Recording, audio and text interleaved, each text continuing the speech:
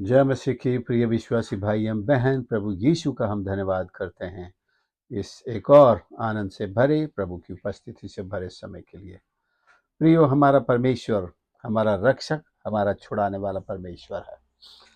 जब कोई भी व्यक्ति प्रभु पर विश्वास करता है या पहले से ही विश्वासी, वो परमेश्वर के आनंद में आगे बढ़ना चाहता है, उसकी सेवा में बढ़ना चाहता है, परमेश्वर के काम करना चाहता है। हम जानते हैं पूरे संसार में शैतान की शक्तियां उसके खिलाफ हो जाती हैं। किसी एक देश की बात नहीं है, चाहे वे गैर मसीही देश हों या मसीही देश क्यों ना हो, सब जगह हमने मसीहों का विरोध देखा है। लेकिन क्या किया जाए ऐसे वक्त में? परमेश्वर हमारा सहायक और रक्षक है, वही बचाने वाला है। आप जानते हैं, उत्पत्ति की पुस्तक से ही परमेश्वर के लोगों का विरोध आरंभ हुआ है। प्रकाशित वाक्य तक हम इसे देख रहे हैं।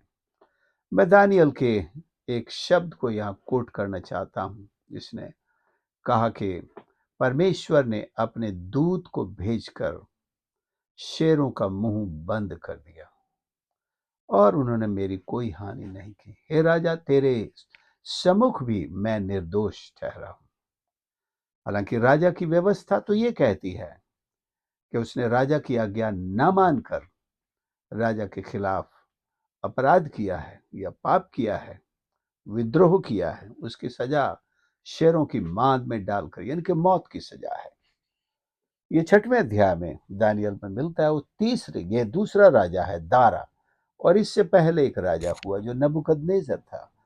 उसने भी अपनी खड़ी कराई हुई मूर्ति को दंडवत करने, उसकी आराधना करने का आदेश निकाला और 3 नौजवानों ने उसका विरोध किया और वो आग के भट्ठे में डाले गए। और वहां भी परमेश्वर ने अपने दूत को भेजकर उनकी रक्षा की। और आप सुनते हैं, उत्पत्ति से 11 में देखें यूसुफ को किस तरह उसके सगे भाइयों ने उसको परमेश्वर पर उसके विश्वास के कारण, परमेश्वर के दर्शनों के कारण, परमेश्वर की उन बातों को पूरा होने से रोकने की कोशिश में अपने सगे भाई को उन्होंने एक कुएं में डाल दिया। और फिर उसके बाद जब उन्हें इश्माइली लोग वहां से निकलते हुए दिखाई दिए तो निकालकर उनके हाथ में गुलाम के रूप में बेच डाला। आगे भी उसकी स्थितियां अच्छी नहीं थी। लेकिन एक बात आप यहां देखेंगे कि परमेश्वर का दूत अपने भक्तों के साथ हमेशा रहता है। उसने परिस्थितियों को कई जगह बदल दिया और कुछ समय तक नहीं बदला। जैसे यूसुफ के लिए उसे गुलाम के रूप में काम करने दिया, वहां से फिर आगे उसकी तरक्की हुई, जेल में जाना पड़ा, एक झूठे इल्जाम पे जेल वह भी जाने दिया। परमेश्वर का दूत वहां भी उसके साथ रहा, उसको विश्वास में। जैसे प्रभु यीशु को गतसमनी में स्वर्गदूत आकर सेवा टहल करते थे, प्रभु यीशु दुआ करते थे, वे उसकी सेवा टहल करते थे। प्रियो, कई बार परमेश्वर उन परिस्थितियों को नहीं बदलता, लेकिन अपने दूतों को हमारी सेवा टहल में लगा देता है। वे हमें हिम्मत देते हैं, हौसला देते हैं, विश्वास में बने रहने के लिए, परमेश्वर से लगे रहने के लिए, प्रार्थना करते रहने के लिए। वे हमें हमारी सेवा टहल भी करते, हिम्मत करते हैं। और आप देखेंगे, योना अपनी मर्जी से परमेश्वर के खिलाफ चला, उसका किसी ने वो नहीं किया, लेकिन फिर भी परमेश्वर ने उसको बचाने के लिए एक व्हेल मछली को तैयार किया, उत्पन्न किया या तैयार किया, दोनों बातें एक सी हैं। अपने दास की रक्षा करने के लिए, जो अपनी ही मर्जी से, अपनी गलती से, अपने हट से, अपने घमंड से खुद ये सब करता चला जा रहा था। लेकिन प्रभु का प्रयोजन प्रभु पूरा किए बिना या हुए बिना, करवाए बिना अपने भक्त को इस तरह छोड़ नहीं सकता। मछली का निवाला नहीं बना सकता, उस मछ के पेट में उसको पचने नहीं देगा। और उसने वो तैयार किया और उसको ला करके अपने महिमा के लिए फिर से इस्तेमाल किया। अग्नि की ज्वाला हो, शेरों की मांद, मांद नहीं लेकिन शेरों का मुंह खुला हुआ था। ऐसा कुछ लोग सोचते हैं वो तो खाली मांद थी, खाली मांद नहीं थी, शेरों से भरी हुई मांद थी। आज भी दुनिया में इसी तरह की सताव की एक अग्नि भड़की हुई है। फाड़ खाने वाले सिंह और भेड़िए और कुत्ते दुनिया भर में शैतान से ताकत पाकर परमेश्वर पर विश्वास करने वाले भक्तों, उसकी भक्ति में लगे हुए व्यस्त उसके भक्तों को नष्ट करने के लिए मुंह बाए खड़े हुए हैं, तलाश में हैं। वो अग्नियां जल रही, उन्होंने तैयार कर रखी हैं।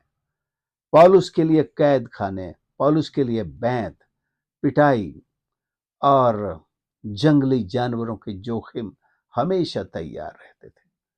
जब वो मसीह का विरोध करता था तब ऐसा कुछ नहीं था उसके साथ। तब तो सारी दुनिया उसकी मदद करती थी, पैसे देते थे उसको, घोड़े पर सवार होकर के चलता था, बड़े ऐश थे उसके। महायाजक उसको चिट्ठी लिख कर देते थे, ऊपर से पैसा भी देते थे, हम तुम्हें पैसा देंगे। लेकिन जब उसकी आंखें खुली, सच्चाई उसके सामने आई, वो खुद भी उस सताव के लिए तैयार हुआ, क्योंकि वो जानता था उसने बड़ी कीमत ली थी विरोध करने पर। अब सच्चाई में जीने के लिए उससे कहीं ज्यादा उसको कीमत चुकानी है, उसके लिए वो तैयार था। यही चीज उसको एक बल देती थी। सुप्रियो, परमेश्वर अपने भक्तों की रक्षा करने के लिए अपने दूतों को स्वर्ग से भेजता है, भेज रखा है। आपके चारों ओर वो प्रतिदिन आपकी रक्षा करते हुए साथ रहते हैं कि कोई भी परमेश्वर के भक्त को हानि ना पहुंचाए। इसलिए आज के इस मनन के द्वारा मैं बताना चाहता हूं कि हमारी आंखें परमेश्वर की सेवा पर लगी रहें।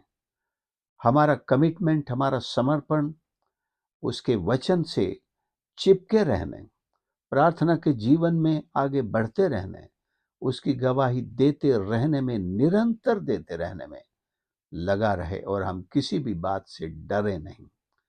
पूरी नम्रता के साथ, हलीमी के साथ। ऐसा नहीं कि भाई प्रभु हमारा रक्षक है तो लाओ, कौन क्या करेगा हमारा, हम लोगों को चैलेंज करें या हम लोगों को धमकी दें। बिल्कुल नहीं। प्रभु यीशु भी किसी को धमकी नहीं देता था। नम्रता के साथ अपने सेवा कार्य उन्होंने भी पूरा किया। उनसे बड़ा कोई नम्र नहीं। मूसा को देखिए, क्या मूसा का विरोध नहीं हुआ? जबरदस्त विरोध था। मूसा की भी जान मुट्ठी में अटकी रहती थी। उसके ऊपर तो मृत्यु का यानी कि वो हत्या का एक आरोप भी था, जिसके लिए उसको मौत की सजा भी उसके सर पर लटक रही थी। उस सजा को लेकर भी वो वहां गया, सामना करेगा। परमेश्वर की आज्ञा से वो वहां जाता है और उसको मौत की सजा देने की बातें फिर भी वहां दोबारा उठती हैं। हालांकि ये हम मसीह पर, मूसा पर बनी हुई फिल्मों में भी देखते हैं। लेकिन उसकी जो माँ थी वो भी, कहा जाता उस वक्त तक जिंदा थी, वो भी उसकी तरफदारी करती है, उसको अपना प्यार उस पर लुटाती है और उससे कहती है उसे। तो क्या मूसा ने वहां सारे इस्राएलियों के साथ मिलकर परमेश्वर के लिए खड़ा होने के लिए अपनी हिम्मत को बटोरा और सारा मुल्क, सारी सरकार उसके खिलाफ में हो गई। यहां तक कि वहां के जो जादू टोने वाले अंधकार की शक्तियों को अपने वश में रखने वाले सब, उन्होंने अपनी सारी ताकतें मूसा और इस्राएलियों के खिलाफ लगा दी, लेकिन वो सारे हार गए। इज़राइल के पूरे इतिहास में आप देखेंगे, सताने वाले, विरोध करने वाले, परमेश्वर के लोगों को दबाने वाले लोग होते आए हैं, लेकिन इन सब ने, इतिहास बताता है, मुंह की खाई है, परमेश्वर से हारते रहे हैं। आज हमारा जमाना है, हमारा युग है और हमारी बारी है कि हम मसीह की इसी मशाल को, विश्वास की मशाल को हम थाम करके अपने अंतिम सांस तक उसे थामे रहें और अगली पीढ़ी को सौंपेंगे। हम किसी रीति से परमेश्वर पर अपने विश्वास से पीछे नहीं हटेंगे, डरेंगे नहीं, और ये नहीं कि ये परिस्थितियां जो है हमें अपना शिकार बना ले। और हम आज कितने लोग विश्वास को त्याग भी रहे हैं, ये आए दिन अभी देखने में आ रहा है, टीवी में देखने को मिल रहा है। कितने लोग विदेश से आ रहे हैं, अपने विश्वास को त्याग करके यहाँ पर कुंभ में नहा रहे हैं, नाम बदल रहे हैं, और सब कुछ हो रहा है। लेकिन मैं कहना चाहता हूँ, जिसने मसीह से सच्चे जीवन को पाया है, विश्वास को पाया है, धार्मिकता को पाया है, पापों की क्षमा को पाया है, सच्चाई को जिसने जान लिया है, देख लिया, अनुभव कर लिया है, उसको कोई लालच डिगा नहीं सकता। और लालच तो होना ही नहीं चाहिए। किसी को भी किसी भी मत का हो चाहे, लालच में आकर उसे मत बदलना भी नहीं चाहिए।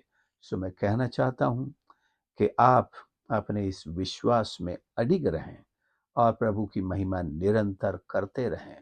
परमेश्वर हमारे लिए अपने दूतों को, अपने रक्षकों को भेजता है, स्वयं, बल्कि वो स्वयं हमारे साथ है।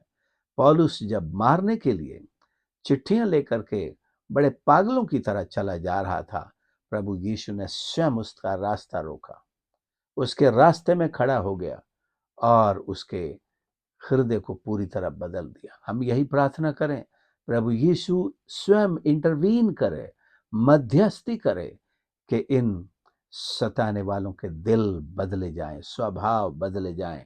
कौन जानता है, इनमें अनेक पौलुस निकलेंगे, अनेक ऐसे प्रभु के भक्त निकलेंगे जो पौलुस से बढ़कर के मसीह की सेवा करेंगे और दुनिया भर में मसीह का प्रचार करेंगे, और सताव भी सहने के लिए सबसे आगे आ जाएंगे। सो प्रियो, हम परमेश्वर का धन्यवाद करते हैं। वो हमें कभी नहीं भूलता है, कभी नहीं छोड़ता है। उसने अपने दूत को भेज दिया है, वो सताने वाली अग्नि की ज्वाला को भी ठंडा कर सकते हैं, उनमें ये ताकत है। सिंहों के मुंह बंद कर सकते हैं, उनमें ये ताकत है। अगर कोई हमें मगरमच्छ के मुंह में डालने के लिए तैयार खड़ा है, तो मगरमच्छ भी हमें सही ठिकाने पर पहुंचाने के लिए तैयार है। क्या है उनके हथियार? हमारे हथियार उनसे बड़े हैं। हमारी प्रार्थना का हथियार, हमारा विश्वास, हमारी ढाल, हमारे वचन की तलवार, ये सारे हथियारों से कहीं ज्यादा ताकतवर है। अपने हथियारों को भूलना नहीं, हमें हमें प्रतिदिन उन्हें धारण करके चलना है। यहाँ तक कि जब हम सोते हैं तब भी हम अपने हथियार धारण किए हुए सोएं। जैसे नहमिया दीवार बनाते समय सबसे कहता है, वे हथियार धारण किए हुए दीवार बनाते हैं। हम इन दीवारों को, जो मसीह की महिमा करने वाले हैं, लोगों को मसीह के लिए, मसीह के पीछे लाने वाले हैं, अपने वचन की तलवार हो, विश्वास हो, हमारी ढाल हो, हमारे उद्धार का टोप हो, पैरों में मेल के सुसमाचार की तैयारी की जूते क्यों ना हो, हम इन्हें धारण किए हुए रहें। और हमारा परमेश्वर हमारे साथ है, उसकी निगाहें हमारे साथ है। मार्ग में भले आप अकेले चल रहे हो, चाहे आपको पता नहीं कौन आपको शिकार करने के लिए चिट्ठियां लेकर पागलों की तरह दौड़ता हुआ, उड़ता हुआ चला आ रहा है, लेकिन प्रभु को पता है, वो उसे आपके पास पहुंचने से पहले रास्ते में ढेर कर देगा। या तो अपना दिल प्रभु को दे, नहीं तो अंधा होकर जीवन बिताए, या तो दुनिया से भी जाएगा, न्याय के दिन खड़ा होकर के छाती पीटेगा, माफी मांगेगा, मुझे माफ करो प्रभु। लेकिन आज उनके लिए मौका है, वे अपने दिल परमेश्वर को दें और सताने वाले से बनकर सताव सहने वाले बन जाएं और मसीह की महिमा करें। हम इस विश्वास में मजबूत रहें, दृढ़ रहें और इसी विश्वास का प्रचार करते रहें। परमेश्वर ने जो हमारे जीवन में किया है, गवाही देते रहें। नई सृष्टि का वो स्वरूप हम लोगों को अपने जीवन से, गवाही से, प्रेम से, अपनी सेवा से प्रदर्शित करते रहें। प्रभु हमारी मदद करे। आइए हम प्रार्थना करें। प्यारे प्रभु हमारे परमेश्वर, हम धन्यवाद करते हैं आपके इस पवित्र वचन के लिए, जो हमें परमेश्वर न सिर्फ आपके शिष्य बनकर आपकी महिमा करने का, बल्कि आपकी सेवा करने को और आपके लिए दुख उठाने की हिम्मत और साहस प्रदान करता है। धन्यवाद करते हैं कि आपने स्वर्गदूतों को हमारी रक्षा के लिए भेजा है, यहाँ तक कि आप स्वयं हमारे साथ हमारी रक्षा करते हुए रात दिन हमारे साथ रहते हैं। हम अपने सब विरोधियों को आपके हाथ सौंपते हैं। परमेश्वर, आप उन्हें देखें और हमको आपकी सेवा में और अधिक से अधिक आगे बढ़ने और बहुत सारी आत्माओं के लिए उद्धार और छुटकारे का कारण बनने के लिए हमारी सहायता करें। आशीष कर परमेश्वर हर एक सुनने वाले को, उनके परिवारों को प्रभु आशीष कर। और जो प्रभु आपकी गवाही के लिए सताए जा रहे हैं, उनको आपके हाथ सौंपते हैं। अपने हाथ बढ़ाकर उनकी रक्षा हिफाजत कर। विशेषकर जितने लोग अभी भी जेल खानों में हैं और अदालतों का सामना कर रहे हैं, प्रभु तू उनके छुटकारा प्रदान कर, उनको अपनी सेवकाई में और अधिक इस्तेमाल कर। आशीष दे। प्रार्थना उद्धारकर्ता प्रभु यीशु के नाम से मांगते हैं, आमीन। प्रभु आप सबको आशीष करें। आपने संदेश को सुना है, दूसरों के साथ जरूर शेयर करें। और यदि आप हमारे चैनल पर नए हैं तो प्लीज इसे लाइक और सब्सक्राइब जरूर करें। God bless you.